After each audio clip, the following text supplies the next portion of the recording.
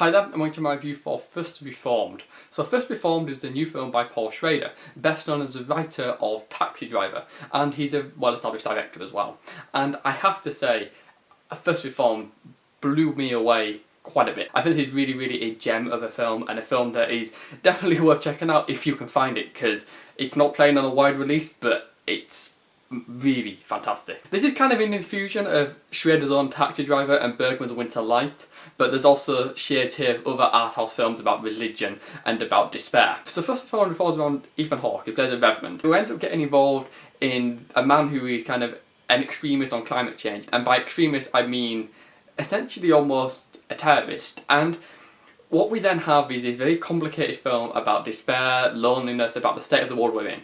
If there's one message that I think First Reformed really hammers home, is that the world is fucked and people don't give a fuck about it, and that's it. We're all kind of doomed.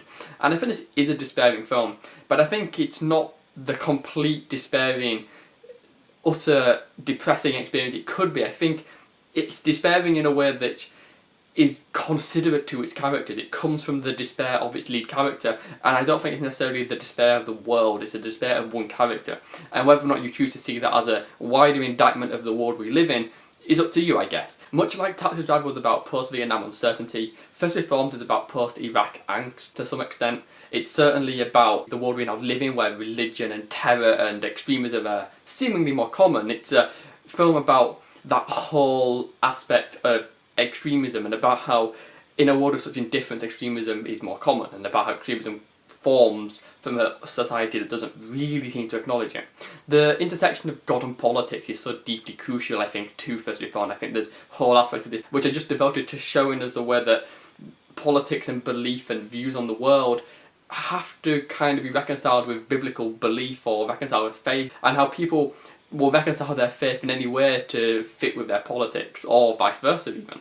And I think it's interesting to see this. One of the things that has really come to light in recent years is just that we are aware of our own wrongs, we're aware of the wrongs of society, we're aware of the flaws that man is inflicting upon the planet, we're aware of the problems we have.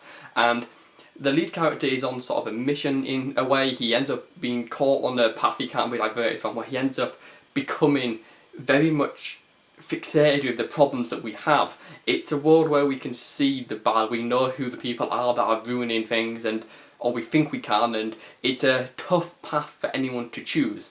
There's a whole thing here to do with punishment and righteousness. You know, is it that the bad deserve to die for their wrongs, or that the good deserve to die for the right cause? There's things here which are very harsh and very brutal and very blunt and kind of truthful to the world we're in. Ethan Hawke is fantastic in this film when he plays a character who is expected to just be a listener because he's a reverend, and as a result he kind of can wiggle his way into areas of society that he doesn't necessarily fit in with, and he ends up listening and becoming despairing and depressed. And the film is about a man who doesn't want to necessarily be happy. He's happy to be full of self-pity and despair because it feels so good, it feels too good, and it feels like something that he can't cope with, and that feels kind of uplifting and revelatory and something that he can do. He writes in his notebook, and he allows him to put down into words all his feelings and everything that he feels. He feels like he can't connect to God, he feels like he's lost the ability to pray, he's lost his touch with spirituality, he's lost his touch with who he is, he's lost his touch with the world. But there's not just despair in First Reformed, there's also love. Love plays a part in this film to some extent, but the love in this film isn't tranquil, it isn't peaceful, it's always shown as being sort of this continuous, overpowering movement, it's never static. But in a way, I guess the love in the film is tranquil, is peaceful, it's like being in the eye of the storm. The movement around might be turbulent, but within it, the people at the centre, to them it's pure and happy. And there's a whole thing here to do with love, and to do with maintaining that love kind of makes the world fade away. There's a whole thing to do with dreaming, and to do with the world just becoming like this massive sort of flow through the universe, becoming a path through everything else. And there's a whole thing here which is that despair isn't totally always there. There is more that can be found within life. There's also the titular church, which is shown to really be a in a way something that reflects our society. Its history kind of shows us how wrong we are now. We see how its flock is declining, belief has kind of disappeared from this world, perhaps belief cannot save it either, we've become uncertain in our actions. The church has a God who is silent, God isn't helping us, or is God wanting us to be as bad as we're meant to be?